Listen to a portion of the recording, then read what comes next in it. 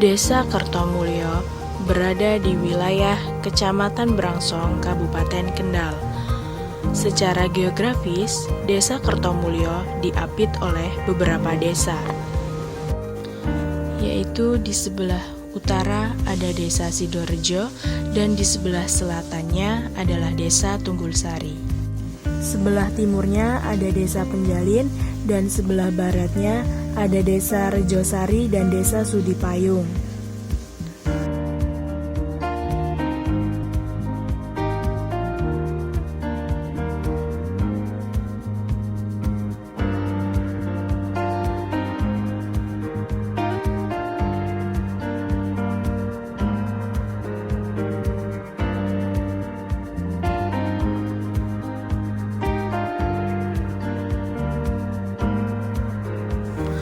Desa Kertomulyo terdiri dari 3 dusun besar yang meliputi Dusun Tabak, Dusun Paguwono, dan Dusun Sudimoro. Dusun Paguwono terbagi lagi menjadi 3, yaitu Paguwono, Sitirejo, dan Trate.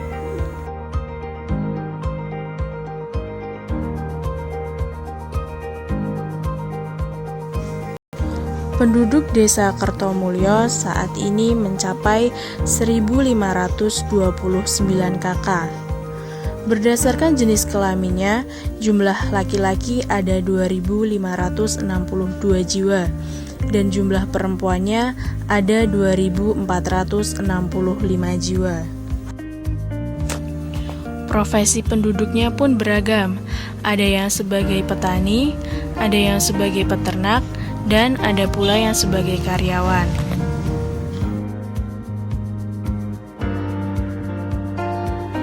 Wilayah pertanian sawah Desa Kertomulyo seluas 176 hektar dan untuk pemukimannya seluas 70,387 hektar.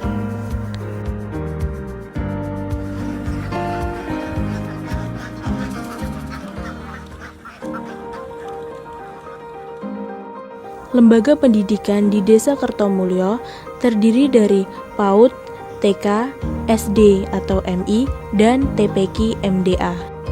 Jarak Desa Kertomulyo menuju kota terdekat sejauh 7 km dengan lama tempuh 15 menit. Sedangkan jarak Desa Kertomulyo menuju kabupaten atau kota sejauh 10 km dengan lama tempuh 25 menit.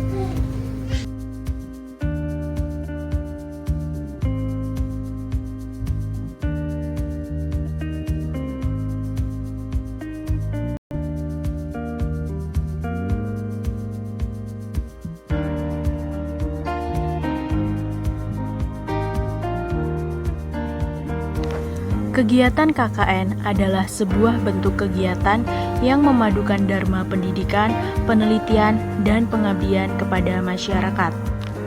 Ketiga aspek tridharma perguruan tinggi tersebut dilaksanakan dengan proporsi yang seimbang, harmonis, dan terpadu.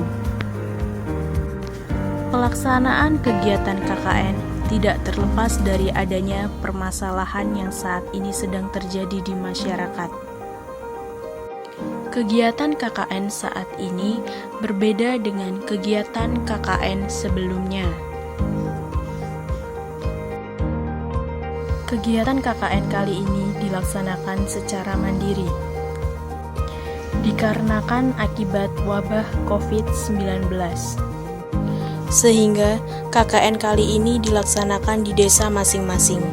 Berdasarkan arahan dari pihak P2 KKN Undip, tema program KKN kali ini dibagi menjadi 2. Yang pertama yaitu tentang kegiatan pemberdayaan masyarakat yang berkaitan dengan SDGs dan kegiatan pencegahan COVID-19.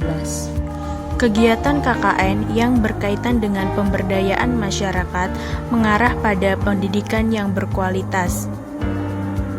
Pendidikan yang berkualitas di masa pandemi saat ini sangat penting dilakukan. Sistem pendidikan secara daring yang telah diumumkan oleh Menteri Pendidikan dan Kebudayaan telah berjalan selama 1 tahun. Namun, justru banyak dampak buruk yang muncul dari sistem pembelajaran tersebut. Sistem pembelajaran secara daring lebih mengutamakan teknologi, yaitu memanfaatkan gadget sebagai media pendidikan. Segala macam keperluan belajar harus terkoneksi dengan internet untuk menunjang keberhasilan pada saat proses pembelajaran.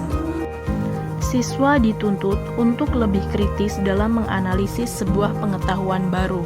Akan tetapi, hanya 1 di antara 10 anak yang benar-benar memanfaatkan gadget sebagai media pembelajaran yang sesungguhnya.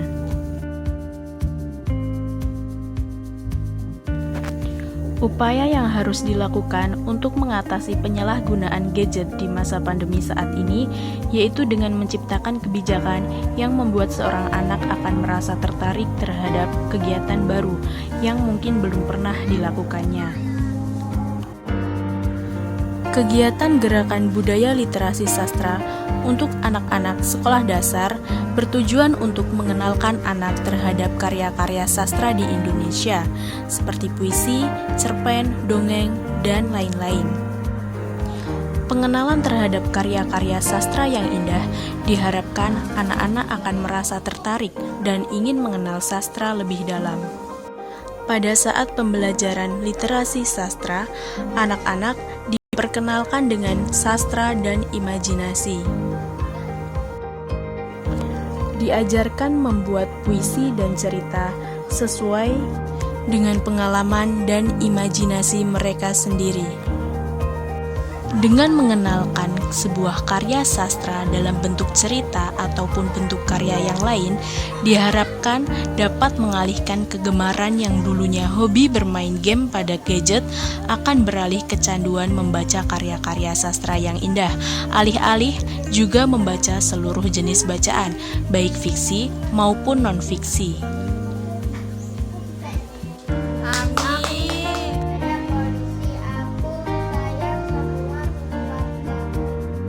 Kegiatan yang kedua yaitu kegiatan yang berkaitan dengan pandemi COVID-19. Di sini saya mengambil tema pengelolaan ekonomi rumah tangga di masa pandemi. Munculnya pandemi COVID-19 telah mengakibatkan banyaknya jumlah karyawan yang terkena PHK dan kehilangan lapangan pekerjaan. Masalah ini tentu menjadi tanggung jawab penuh bagi pemerintah dalam mengatasi dan memperbaiki ekonomi masyarakat. Masyarakat juga sangat berperan penting dalam memperbaiki ekonomi di Indonesia dengan cara melakukan upaya peningkatan, pengembangan, dan keterampilan diri. Untuk merealisasikan upaya masyarakat dalam pengembangan diri, dikenalkan sebuah usaha rumahan membuat makanan ringan keripik pangsit.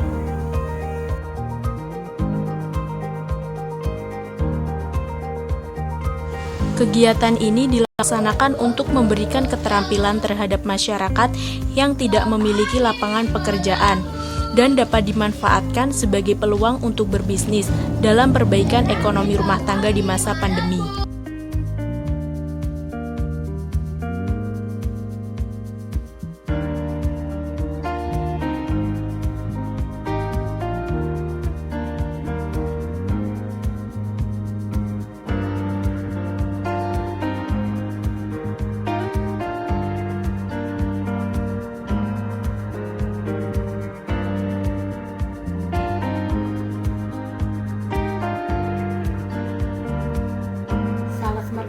Di sebuah agen perusahaan dalam bidang supplier barang.